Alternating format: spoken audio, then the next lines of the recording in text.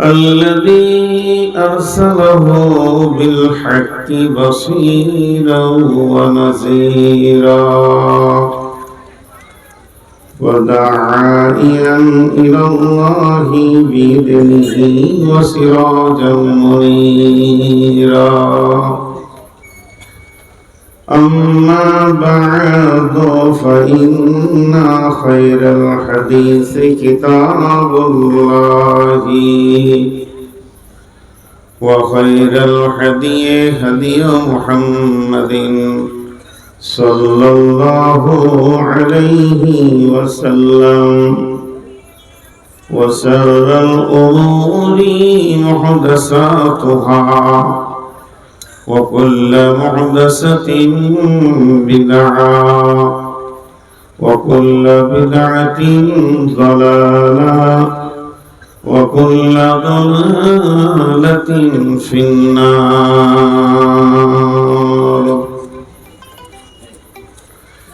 فقد قال الله تبارك وتعالى في كلامه المجيد وفرقانه الحميد: أعوذ بالله من الشيطان الرجيم. إن أول بيت أُذِيَ للناس للذي ببكة مباركا وهدى للعالمين فيه بينات مقام إبراهيم. بسم الله الرحمن الرحيم. فيه آيات بينات مقام إبراهيم. بسم الله الرحمن الرحيم. إنما يعمر مساجد الله من آمن بالله واليوم الآخر وأقام الصلاة وآتى الزكاة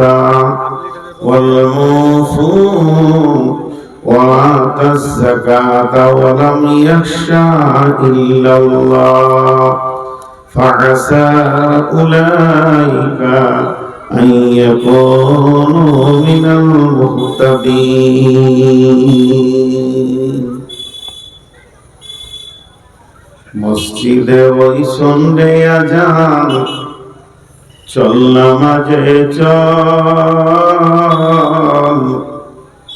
দুঃখে পাবি সান্ত্বনা তুই বক্ষে পাবি বল, ওরে মসজিদেতে চল। মসজিদে ওই চল শুনলে আজান, চল নামাজে চল, দুঃখে পাবি সান্ত্বনা তুই বক্ষে পাবি বলে, মসজিদেতে চল। মলি মাটি লাগলো জাতর দেব মনের মাঝে, সাফা হবে সব তোর তুই যেই দাঁড়াবি রে যাই নামাজে। মলি মাটি লাগলো জাতর দেব মনের মাঝে, সাফা হবে সব তোর তুই যেই দাঁড়াবি রে যাই নামাজে। রোজগার যদি করবি রে তুই আখিরাতের ফসল, ওরে চল নামাজে চল, দুঃখে পাবি সান্ত্বনা তুই বক্ষে পাবি বল, ওরে মসজিদেতে চল। কার তরে তুই মরিস খেটে, কে হবে তোর সাথী, বেনামাজির আন্ধার করে কে জ্বালাবে বাতি, হায় রে কে জ্বালাবে বাতি। আল্লাহর নামে সির লুটায় জীবন কর সফল, ওরে চল নামাজে চল। হাজার কাজের ওসিলাতে নামাজ করিস কাজা, খাজনা তার দিলি না কো যে দুনিয়ার রাজা। তাকে পাঁচবারে তুই করবি স্মরণ, তাতেও কেন ছল, ওরে চল নামাজে চল। দুঃখে পাবি সান্ত্বনা তুই, বক্ষে পাবি বল, ওরে মসজিদেতে চল।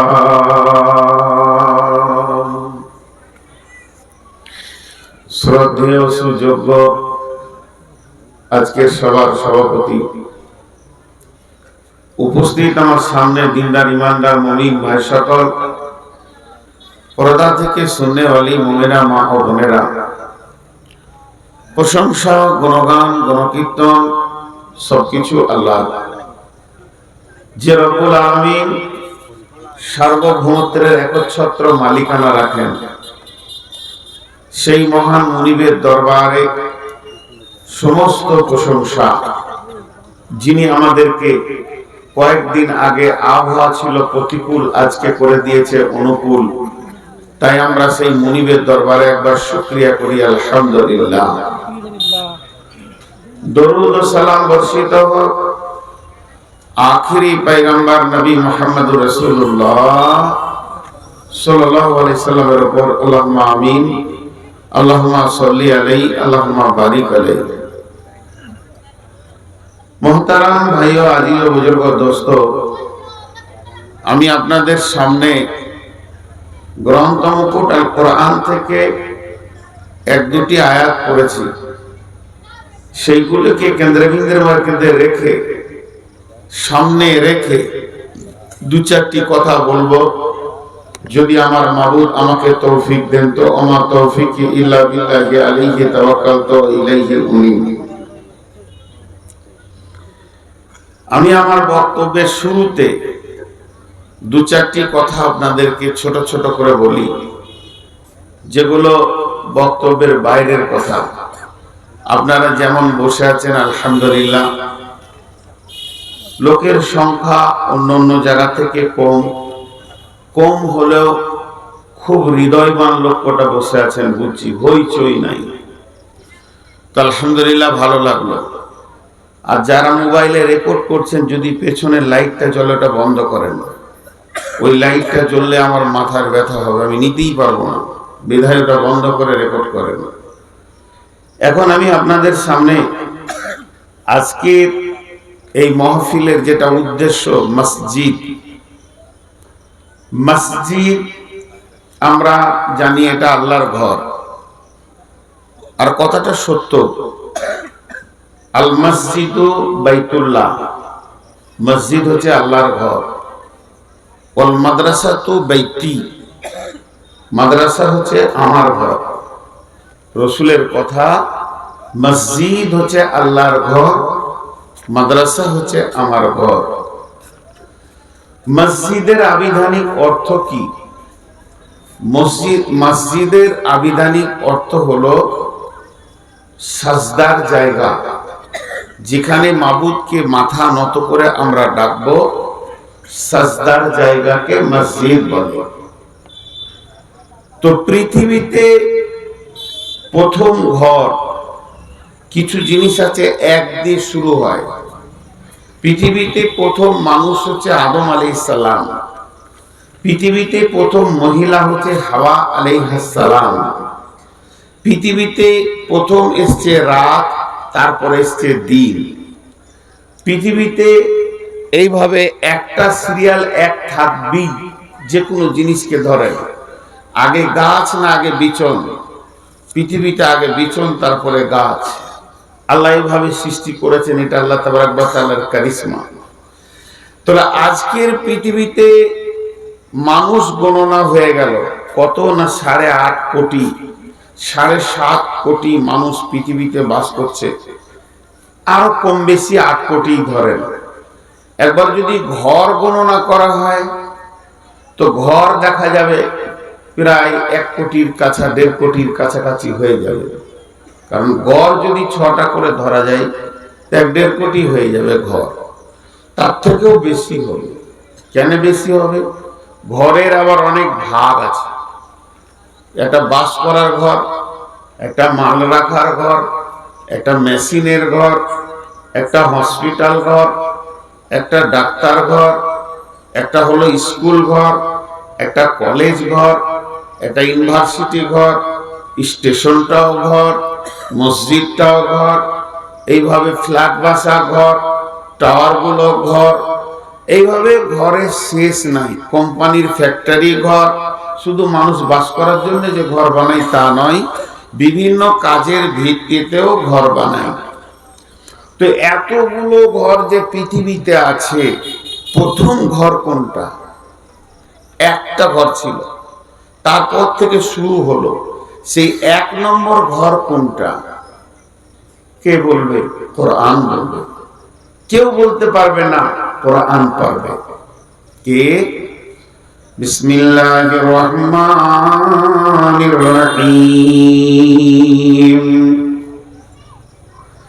ইন্না আউওয়ালা বাইতিন উযিয়া লিন-নাসি লাল্লাযী বিবাক্কাতা মুবারাকান ওয়া হুদাল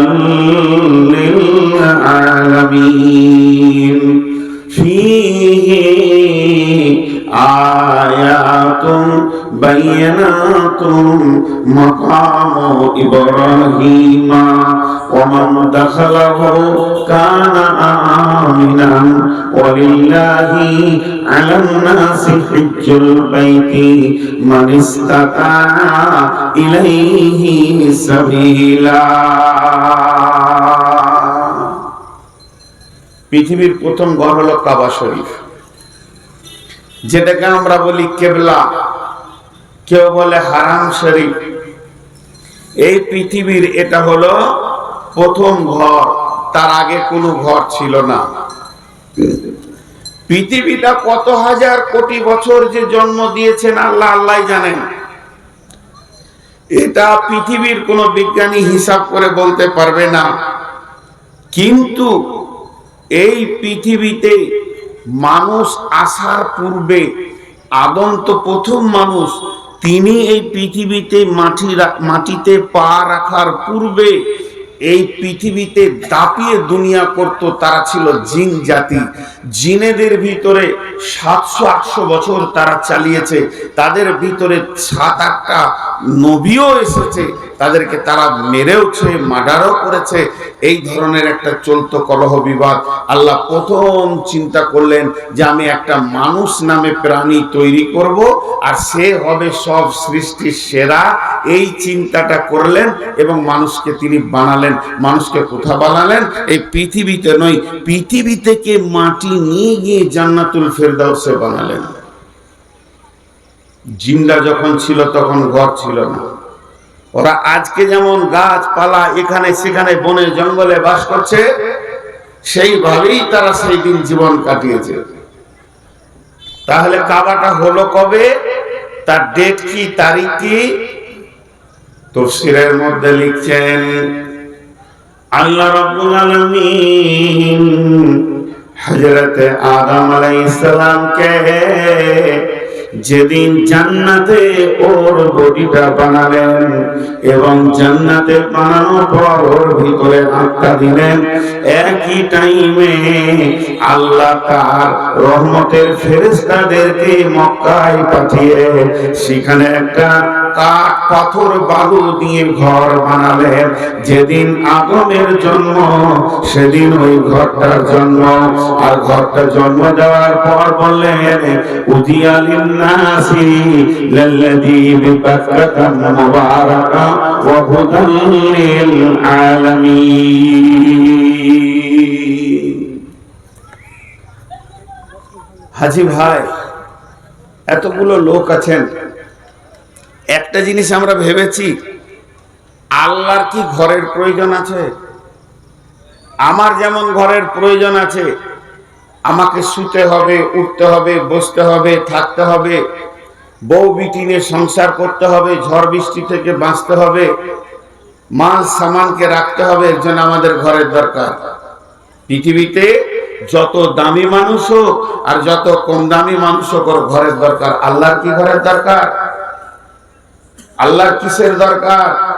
আর রহমান আরশের ইস্তাওয়া, তিনি আরশের মধ্যে সমাসীন, কিন্তু তিনার ঘরের কি দরকার? তিনি তো আর লেপ ক্যাথা খাট নিয়ে বাস করবেন না। কিন্তু আল্লাহ ভাষাটা কি বলছে দেখেন, উদিয়া লিন্নাস ইন্না আউয়ালা বাইতিন, নিশ্চয়ই ঘরটা প্রথম ঘর আমার ঘর, ওই ঘরটা আমি ভিত রাখলাম, ওই ঘরটা আমি বানালাম, আমি ফেরেশতাদেরকে দিয়ে শুরু করলাম। কেন কেন কেন? হে আমার প্রভু, আপনার তো ঘরের দরকার নাই। আমার রব বলছেন উদিয়া লিন্না আউয়ালা বাইতিন উদিয়া লিন্নাস, আমি মানুষের জন্য ঘরটা বানালাম। মানুষের দরকার হবে, মানুষ ওখানে আসবে, আমার দরবারে তারা চাইবে, যারা আমাকে মাবুদ বলে মেনে নেবে, তাদের জন্য আমি ঘরটা বানালাম। ঘরটা আমার, ঘরের মালিক আমি, মালিকানা সত্য আমার, কিন্তু ঘরটা ব্যবহার করবে সারা বিশ্বের মানুষ, এদের জন্য আমি বানালাম। আমি বানালাম মানুষের জন্য। একটু 10টা মিনিট টাইম দেন, আপনারা মসজিদ কি বুঝতে পারবো। আমরা মসজিদকে জানা না একটা ঘর মনে করি, জি না, আমাকে 10টা মিনিট টাইম দেন, তারপর আপনারা নিজে উঠে চলে যাবেন, আমি বলবো যান। তো ওই ঘরটা মানুষের জন্য। এটা হলো রতুয়া থানা, এটা রতুয়া থানা। এই মাটিটাও রতুয়া, রোডটাও রতুয়া, গ্রামের ভিতরে যতগুলো ঘর আছে সব রতুয়া। মালদায় যদি আরেক থানায় আপনার ফোনটা ভুল করে ঢুকে যায়, সেই লোকটা বলবে আমিও আপনি কে? বলে আপনাকে চিনতে পারছি না। বলে আমি মালদার। বলে আমিও মালদার। চট করে বলবে মালদা কোন জায়গা জি? বলে রতুয়া। আর আপনি দাঁড়িয়ে আছেন এখানে ফরিদপুরে আর বলছেন রতুয়া। মিথ্যা হবে না, মিথ্যা হবে না কথাটা বলা। আমরা যখন সৌদি আরবে চলে যাই হজ উমরা করতে, জিজ্ঞেস করে বিদেশি লোক আপনি কোথাকার? আমরা বলি ইন্ডিয়া, ভারত। তো এইটা হলো রতুয়া থানা। এর একটা সীমারেখা আছে, কয়েক কিলোমিটারের একটা সীমারেখা আছে, কিন্তু আপনাদের জন্য একটা অফিস বানানো হয়েছে রতুয়ার তিহুমোহনী থেকে আপনার ভালুকার দিকে যেতে বাম সাইডে একটা অফিস আছে, পুলিশ স্টেশন। ওখানে অনেকগুলো রুম আছে, পুলিশ থাকে, খায়, তাদের রান্না বান্না ব্যবস্থা, অস্ত্র শস্ত্র রাখার যাই আছে। একটা টেবিল আছে আর চেয়ার আছে, ওই জায়গাটা আপনার অভিযোগ নেওয়ার জায়গা। কেন? এই থানার একটা অভিযোগ নেওয়ার জায়গা। আপনি অভিযোগ দেবেন আমাকে মেরেছে, আমার জায়গা বুঝিয়ে দেয় না, আমার এই অসুবিধা করছে, প্রতিবেশী আমাকে কষ্ট দেয়, ওই অভিযোগের জায়গা ওইটা। রব্বুল আলামিন বলেন আমি ঘরটা বানালাম সারা পৃথিবীর মানুষের জন্য। তারা আমাকে অভিযোগ করবে, আল্লাহ আমাকে দাও, আমার অভাবে দাও, আমাকে সুস্থ করে দাও, আমাকে ব্যবসা বাণিজ্য দাও, আমার লস চলছে আল্লাহ তুমি তার ব্যবস্থা দাও, আল্লাহ তুমি ফলে ফসলে ভরে দাও, আল্লাহ আমাকে একটা সন্তান দাও, আল্লাহ আমাকে সুস্থ দাও, আল্লাহ আমাকে একটা চাকরি দাও, আল্লাহ আমার ব্যবসা বাণিজ্যে লাভ করে দাও। আমার গোলাম যে অভিযোগ করবে পৃথিবীর মাটিতে তাদের তো একটা অফিস থাকা দরকার আছে। তাই আমি সারা পৃথিবীর অফিস বানিয়ে দিলাম আমার মক্কার ঘরটাকে, এবং বলে দিলাম এটাই হলো তোদের কেবলা, এটাই হলো তোদের রুকুন। কেবলা মানে দিক, কেবলা মানে রুকুন। আমি আল্লাহকে চাইব কোন দিকে, তার রুকুনটা হয়ে গেল পশ্চিমী দিকে, কেবলার দিকে হয়ে গেল। এখন আপনার ফরিদপুরের মসজিদ, কারবনার মসজিদ, রতুয়ার মসজিদ, অত্র দেবীপুরের মসজিদ, অত্র এলাকায় মসজিদ, শুধু মালদা নয়, পশ্চিমবঙ্গ নয়, সারা পৃথিবীর মসজিদ গুলো কাবার দিকে করা আছে। ভারতের লোক পশ্চিম দিকে নামাজ পড়ে, আবার পশ্চিমে যারা আছে তারা পূর্ব দিকে নামাজ পড়ে। মদিনার মসজিদ গুলো সব দক্ষিণ মুখে আছে, নাইজেরিয়ার ওরা উত্তর মুখে নামাজ পড়ে। এই মসজিদগুলি হচ্ছে অভিযোগের জায়গা। হে আমার মাবুদ, তোমার গোলাম কেঁদেছে, তুমি দাও। তাই আমার আল্লাহ বললেন আমি তোদের জন্য সারা পৃথিবীর জন্য একটা হেড অফিস বানালাম। মালদা কোর্টে বিচার করেছেন না, বসে ওই যে বলেছে পানি খাই ঘন ঘন, ওইটাই ঠিক আছে, ফ্যান লিব না।